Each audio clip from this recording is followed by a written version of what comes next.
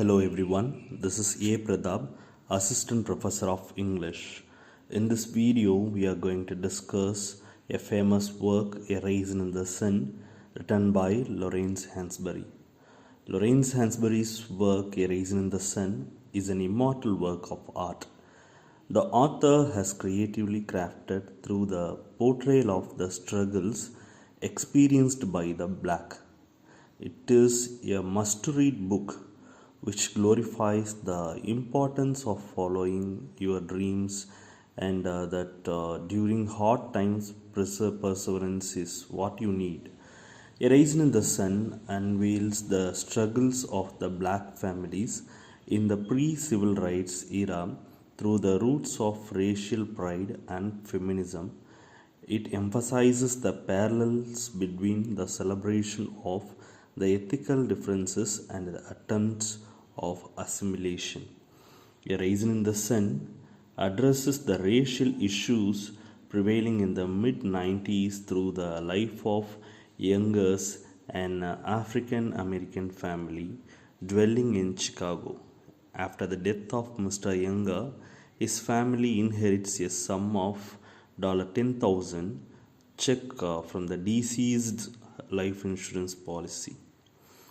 The story further proceeds with each of the household members, different ones with the quantity inherited. With the matriarch of the family, Mama wishes to fulfill her deceased husband's dream of wanting a house, while her son, Walter Lee, who struggles to get a hold on the money to invest in a liquor business with friends. However, through Walter, the author establishes the middle family crisis, and Walter's investment goal was to free his family from the financial crunch. With her husband wanting a business, Walter's wife Ruth agrees with Mama.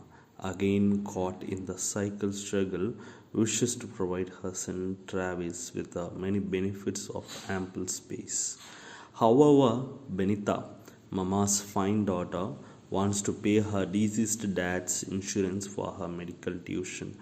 Through Benita, the author portrays the low transition of most African American families into the adaptation of white life, as Benita wishes that her family remains the least interest in transforming their life as the white people. Benita's struggle to find her identity in the new world portrays the transition struggles of the 19th century African American families. Unlike the rest of her family, Benita finds her identity in her last connected to her origin, Africa. Through Azagai, the author draws a parallel between Walter's battle for independence and Africa's constrained struggle for independence. However, through this scene, Hansberry expresses her fears of the black surprising and leadership might lead to corrupt oppressions of the previous colonizers of the African nations. As the reader travels through the story, they discover that Ruth finds herself pregnant over the younger family members' competing dreams because of the competing chaos around. Ruth fears of an additional financial struggle through her unborn child and decides against keeping the child. With Walter's neutral response to Ruth's admission, Mama puts the security deposit on her house at the Claiborne Park for her family and believes that her decision will help the forming of a brighter and happier family. However, her future neighbors tip of Claiborne Park Improvement Association officer Mr. Linden to keep the youngers away from the neighborhood, depicting the line of the 19th century scenario of the white against the black. The youngers refuse a deal despite Walter losing $6,500 on getting cheated by a friend.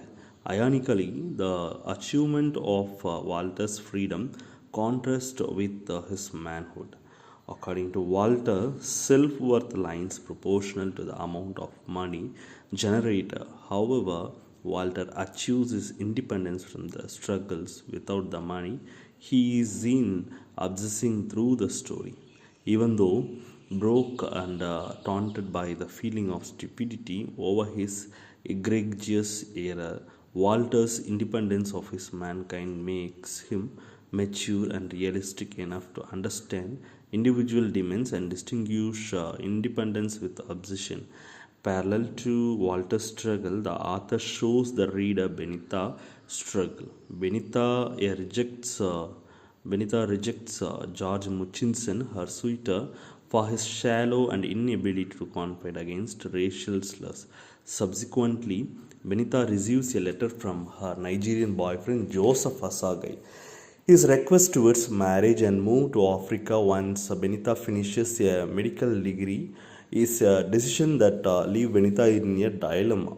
Through Asagai, the reader is made aware of the existing Western definition for success. Asagai questions the happiness obtained through money because of someone's death. However, Benita doesn't make any sudden choices.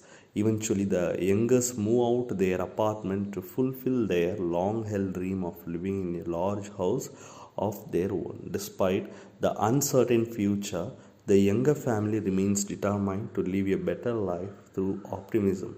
The youngest believe that their strength is unity and that they can achieve success if they stick together as one family and resolve the difference against their dreams.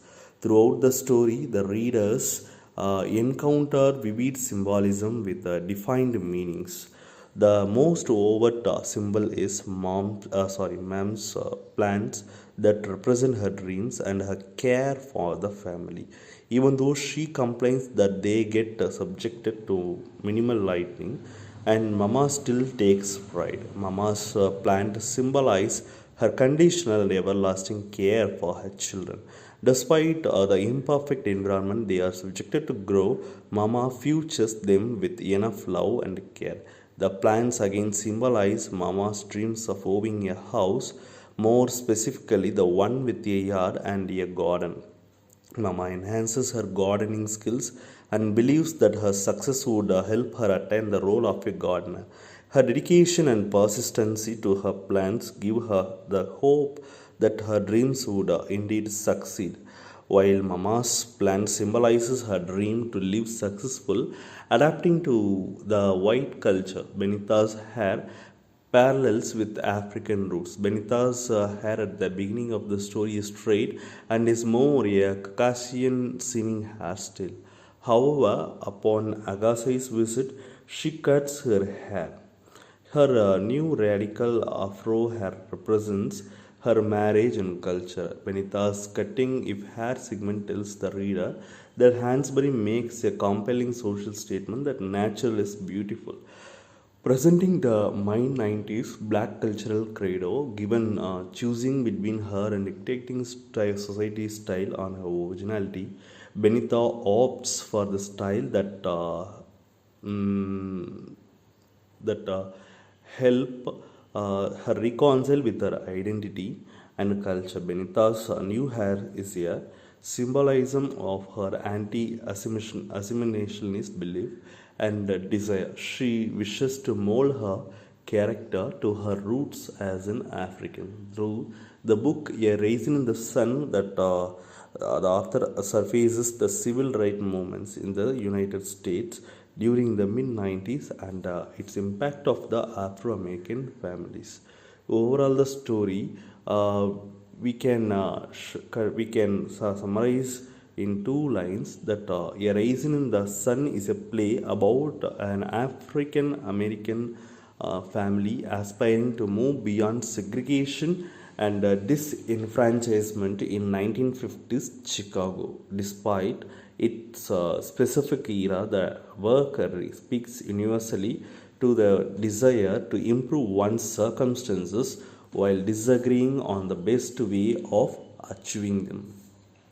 What is the main point of A Raisin in the Sun that we can discuss? Because it about dreams, as the main characters struggle to deal with the oppressive circumstances that rule their lives. The title of the play references a conjecture that Langston Hughes famously posed in a poem he wrote about dreams that were forgotten or put off. I hope that everyone would have got some message related from this work, A Raisin in the Sun. We shall see in another video. Thank you for watching.